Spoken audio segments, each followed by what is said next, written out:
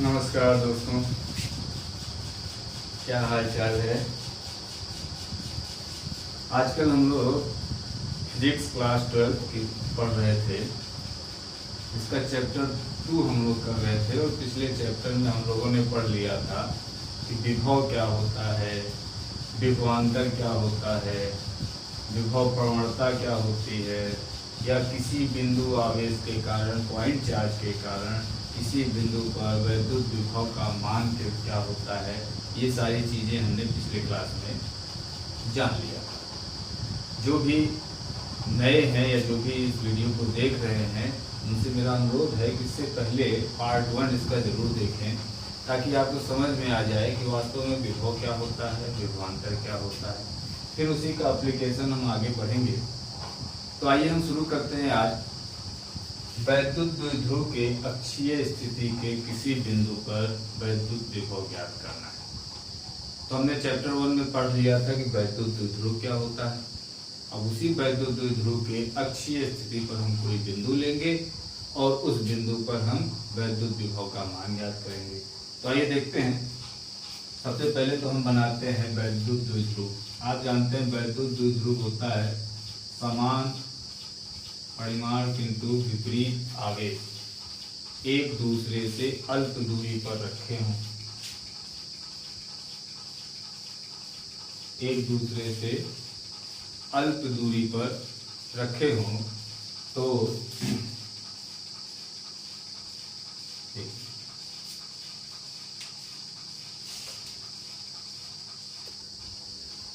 एक दूसरे से अल्प दूरी पर रखे हों। हम मान लेते हैं ये माइनस क्यू है और ये प्लस क्यू आवेश है। तो ये एक द्विध्रुव बन गया। इसके बीच की दूरी जो है 2L है और इसका मध्य बिंदु हम मान लेते हैं O है। अब हम कहते हैं कि इसके मध्य बिंदु से R दूरी पर, यानी इसके अक्षीय स्थिति पर हमें वैद्युत विभव की तीव्रता निकालनी है। तो पिछले चैप्टर में हमने आपको बताया था कि अक्षीय स्थिति क्या होती है। तो जो इसके अक्ष से होते हुए गुजरे, तो हम मान लेते हैं ये हो गई इसकी अक्षीय स्थिति। जिन्हें पूरा ढंग से समझना है वो हमारे पिछले भाग को जरूर देखें। वहां पर हमने काफी डिटेल में बताया है वैद्युत द्विध्रुव के बारे में, तो आप समझ जाएंगे कि वैद्युत द्विध्रुव क्या होता है। हम मानते हैं इसके अक्षीय स्थिति पर कोई बिंदु है P, जो कि इसके मध्य बिंदु से R दूरी पर स्थित है। R दूरी पर स्थित है। तो अब हमें ज्ञात करना है बिंदु D पर इस द्विध्रुव के कारण वैद्युत विभव। तो हम लिखते हैं सबसे पहले प्लस Q आवेश के कारण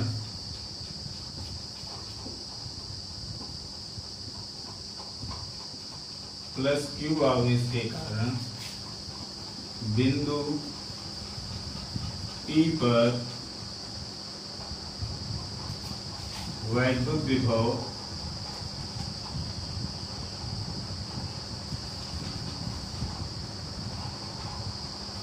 अगर हम इसको A नाम दे दें और इसको B नाम दे दें, तो हम इसको लिख सकते हैं वैद्युत विभव V बराबर, हमने पिछले पार्ट में पढ़ा था वैद्युत विभव का सूत्र, वो होता है 1/4 पाई एप्सिलॉन 0।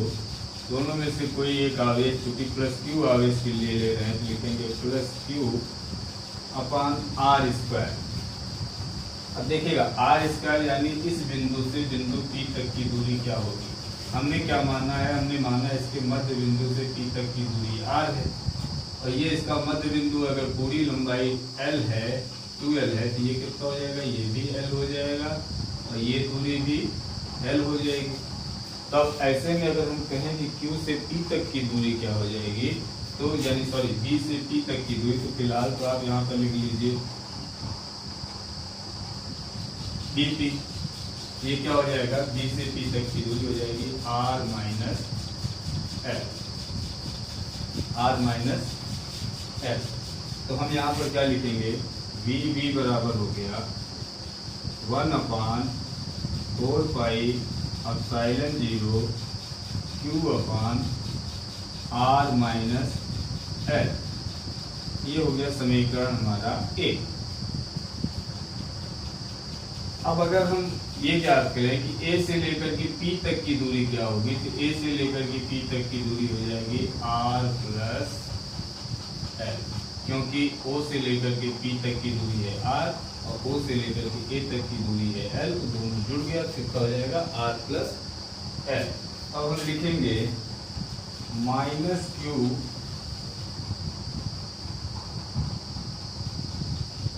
आवेश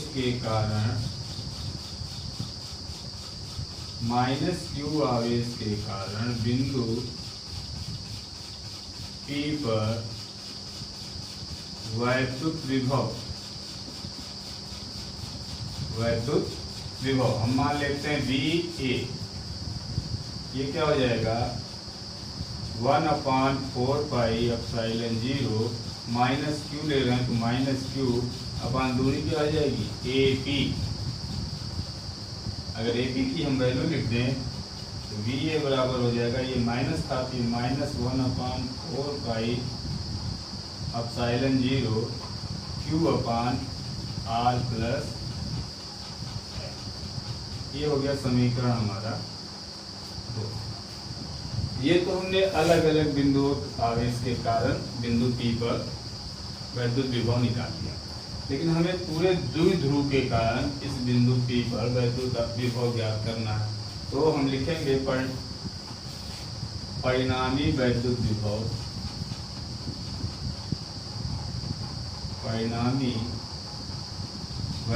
विभव V बराबर हो जाएगा हमारा VB + VA। ये देखिए VB और VA का मान हम रखें। VB का मान हो गया 1/4πε0 Q/R-L, और इसका मान हो गया -1/4πε0 Q/R + L। अब देखिए Q/4πε0 दोनों में कॉमन है, हम लिखेंगे V बराबर 1/4πε0, सॉरी ऊपर Q ले लेते हैं, Q/4πε0 अंदर बचेगा 1/R-L -1/R + L।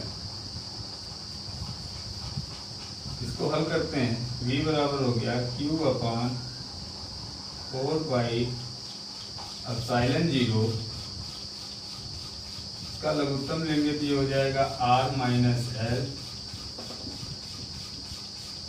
R + L। इसका इधर गुणा हो जाएगा, इसका इधर गुणा हो जाएगा। अब देखिए इसका अगर हमने इधर गुणा किया तो ये हो गया R + L, एक ब्रैकेट में बीच में माइनस है, ये वाला इधर R - L एक ब्रैकेट। अब ये देखिए ये हो गया हमारा V बराबर Q/4πε0 R + L, इसको ब्रैकेट खोलेंगे तो -R + L अपान ये हो जाएगा R² - L²। ये कैसे, किस सूत्र से, तो आप पढ़े होंगे कि अगर A + B और A - B एक ब्रैकेट में है तो ये बराबर होता है A² - B²। एक सरल समीकरण होती है, बचपन से पढ़ते आ रहे होंगे। तो ये हमने इसको ऐसे चेंज कर दिया। ये देखिए R से R कट गया, V बराबर हमारा आ गया Q/4πε0 × 2L R² - L²।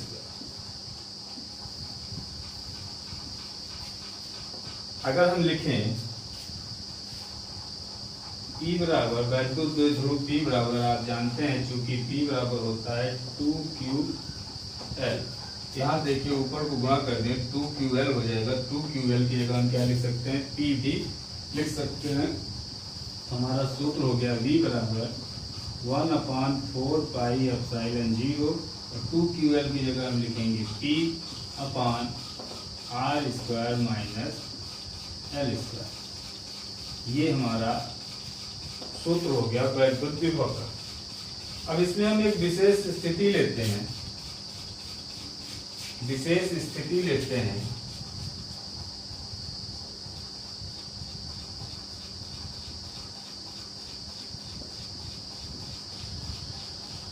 विशेष स्थिति ठीक वैसे ही जैसे कि हमने वैद्युत क्षेत्र निकालने के लिए किया था। द्विध्रुव के कारण किसी बिंदु पर वैद्युत क्षेत्र जब हमने निकाला था, हमने क्या कहा था कि जो द्विध्रुव होता है इनके बीच की दूरी बहुत ही अल्प होती है, बहुत ही कम होती है। तो अगर हम ये मान लें इनके बीच की दूरी L थी और मध्य बिंदु से एक साइड की दूरी L होगी, तो अगर हम ये मान लें कि जो ये L है वो इस R की तुलना में बहुत कम है, जो L है वो R की तुलना में बहुत कम है, तो आप कहेंगे L बहुत कम है किसकी तुलना में, R की तुलना में। तो ऐसे कंडीशन में क्या हो जाएगा, हम L² को निगलेक्ट कर देंगे, उपेक्षा कर देंगे। तो आप लिखेंगे L² के मान की उपेक्षा करने पर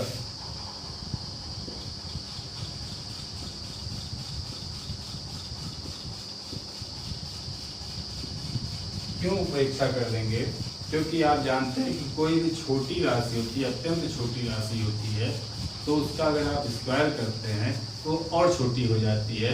इसलिए हमने क्या किया कि L² के मान की उपेक्षा कर दी। तब हमारा फार्मूला क्या बना, V बराबर 1/4 पाई एप्सिलॉन 0 P/r²। ये हो गया हमारा वैद्युत विभव के कारण किसी बिंदु पर, उसकी अक्षीय स्थिति पर किसी बिंदु पर वैद्युत विभव की गणना हमने की और उसका फार्मूला हमने निकाला V बराबर 1/4 पाई एप्सिलॉन 0 P/r²। जहाँ पर आप सभी व्यंजकों के मान आपको पता है, R क्या है, मध्य की दूरी है, P क्या है, वैद्युत ध्रुव है, और 1/4 पाई एप्सिलॉन 0 का आप मान जानते ही हैं, ये एक नियतांक होता है। अब एक बार आप इसको पूरे ध्यान से स्क्रीनशॉट ले लें और नोट कर लें। इसके बाद हम लोग चलेंगे कि वैद्युत द्विध्रुव के निरक्षीय स्थिति पर किसी बिंदु पर वैद्युत विभव का मान क्या होगा। पहले आप एक बार इसका स्क्रीनशॉट ले लें।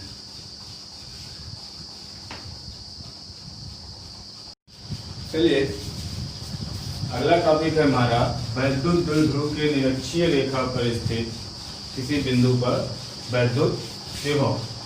हमने चैप्टर 1 में वैद्युत द्विध्रुव के निरक्षीय रेखा पर स्थित किसी बिंदु पर वैद्युत क्षेत्र की तीव्रता ज्ञात की थी।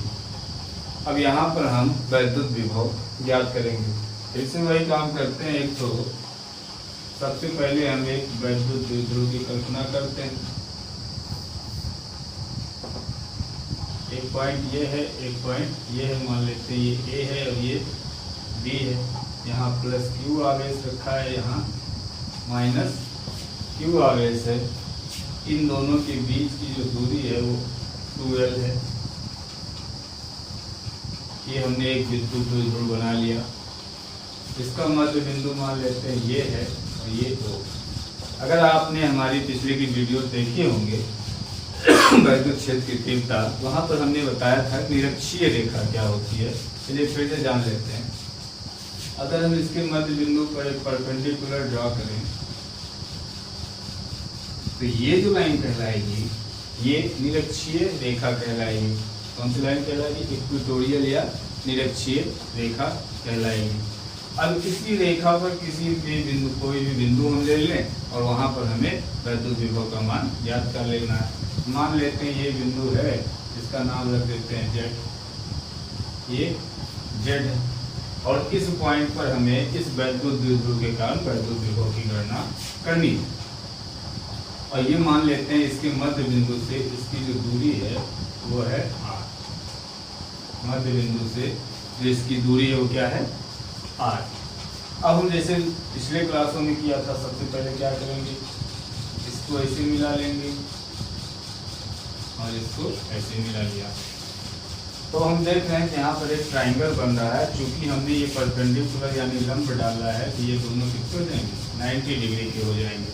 तो आपको पता है अगर ये 2L है और ये मध्य बिंदु है तो ये वाला हो जाएगा L,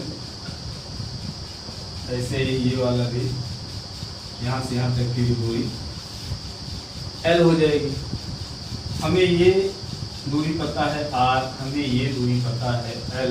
हम लिखेंगे ट्राइंगल ZOB में, ZOB में अगर हमें ZB का मान निकालना है, ZB बराबर हो जाएगा अंडर रूट के अंदर पाइथागोरस प्रमेय के नियम से ZO का स्क्वायर प्लस OB का स्क्वायर। तो ZB बराबर हमारा हो गया ZO हो गया यानी R का स्क्वायर और प्लस L का स्क्वायर। ये हमारा जो दूरी आ गई R का स्क्वायर प्लस L का स्क्वायर। ऐसे ही इसी प्रकार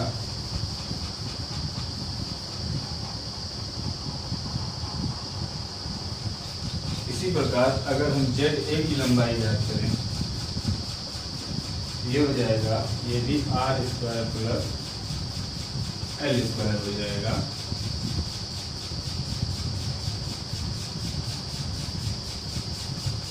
अब चूंकि हम पिछले क्लास में हमने निकाला था कि वैद्युत क्षेत्र की तीव्रता पहले चैप्टर में, तो उसमें हमने क्या किया था, वैद्युत क्षेत्र की दिशा लेते थे, फिर वहां पर हमने वेक्टर कंपोनेंट भी निकाला था। क्यों? वो इसीलिए क्योंकि जो हमारा वैद्युत क्षेत्र होता है वो सदिश राशि होती है, वो एक वेक्टर क्वांटिटी होती है, लेकिन जो वैद्युत विभव है वो सदिश राशि नहीं होती। इसमें हमें केवल परिमाण की आवश्यकता होती है, दिशाओं की आवश्यकता नहीं होती। तो हमें वो सारे काम जो हमने पहले चैप्टर में किया था वो सारे काम हमें यहाँ पर नहीं करना है, क्योंकि हमें दिशा की कोई आवश्यकता नहीं है। हम सीधे सीधे वैद्युत विभव के मान की गणना करेंगे। तो हम लिखेंगे, सबसे पहले उस तरफ से शुरू करते हैं, -q आवेश के कारण,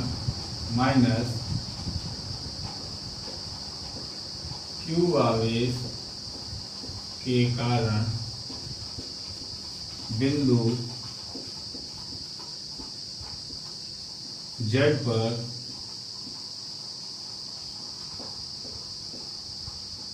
वैद्युत विभव मान लेते हैं VB। ये बराबर क्या हो जाएगा 1/4 पाई एप्सिलॉन 0। क्योंकि -q आवेश के कारण ले रहे हैं तो यहाँ लिखेंगे -q अपान इन दोनों के बीच की दूरी यानी ZB। ये हो गया VB बराबर हो गया हमारा 1/4 पाई एप्सिलॉन 0। ये माइनस के कारण पूरा माइनस हम इधर ले रहे हैं, Q अपान इसका मान रख दें तो अंडर रूट के अंदर R square plus L square, समीकरण 1। अब आते हैं हम इस बिंदु पर, हम लिखेंगे प्लस Q आवेश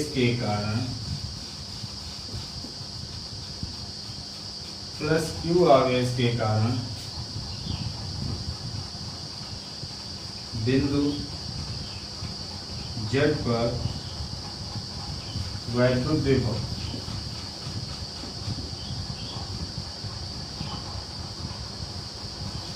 मान लेते हैं VA।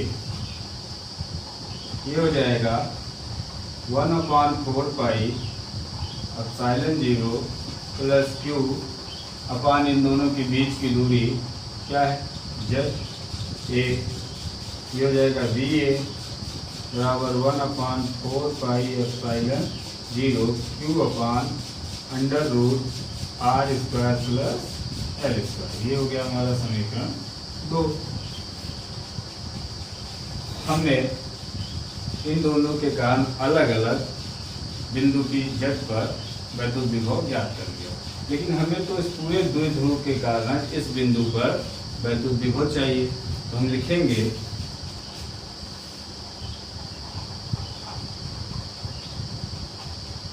बिंदु Z पर वैद्युत द्विध्रुव के कारण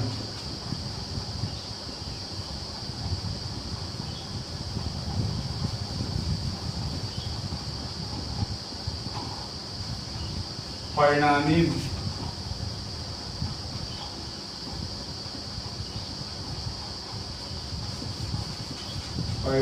वैद्युत विभव क्या हो जाएगा, B बराबर VA प्लस VB, ये होगा परिणामी वैद्युत विभव। तो B बराबर क्या हो गया, VA की जगह मान रखेंगे 1/4 pi epsilon 0 Q upon under root R² plus L², और VB की जगह लिखेंगे minus 1/4 pi epsilon 0 Q upon under root R² plus L²। देख रहे हैं ये दोनों समान है, ये दोनों क्या हो गए, कट गए, यानी V बराबर आ गया हमारा 0। तो हम कह सकते हैं कि वैद्युत द्विध्रुव के निरक्षीय रेखा पर स्थित किसी भी बिंदु पर वैद्युत विभव का मान शून्य होता है। वैद्युत विभव का मान कितना होता है, शून्य होता है। लेकिन याद रखिएगा वैद्युत क्षेत्र की तीव्रता का मान कभी भी शून्य नहीं होता है निरक्षीय रेखा पर स्थित किसी बिंदु पर। केवल किसका मान शून्य होता है, विभव का मान शून्य होता है। वैद्युत क्षेत्र का मान हमने चैप्टर 1 में निकाला था, निरक्षीय रेखा पर स्थित किसी बिंदु पर वैद्युत क्षेत्र का मान। यहाँ पर हमने निकाला वैद्युत विभव का मान जो कि शून्य आया है। ये आपसे कभी कभी डायरेक्ट भी पूछ सकता है कि वैद्युत द्विध्रुव के कारण उसकी निरक्षीय रेखा पर स्थित किसी बिंदु पर वैद्युत विभव का मान क्या होगा, तो आप कहेंगे वैद्युत विभव का मान शून्य होगा। तो उम्मीद है आपको ये दोनों टॉपिक अच्छे से समझ में आए होंगे। देखिए हमारा सिर्फ और सिर्फ एक ही मकसद है कि क्लास 12 की फिजिक्स का सारा सामग्री, सारा कोर्स आपको सिर्फ और सिर्फ इसी एक प्लेटफॉर्म पर मिल जाए, आपको कहीं और जाने की ज़रूरत न पड़े। और हम ये आपसे वादा करते हैं कि क्लास 12 फिजिक्स के सारे टॉपिक्स हम पर समय जरूर लगेगा, हाँ, लेकिन सारे टॉपिक आपको इसी प्लेटफॉर्म पर एकदम सीक्वेंस से मिल जाएंगे। और उम्मीद है कि हम आपको समझाने में भी कामयाब होंगे।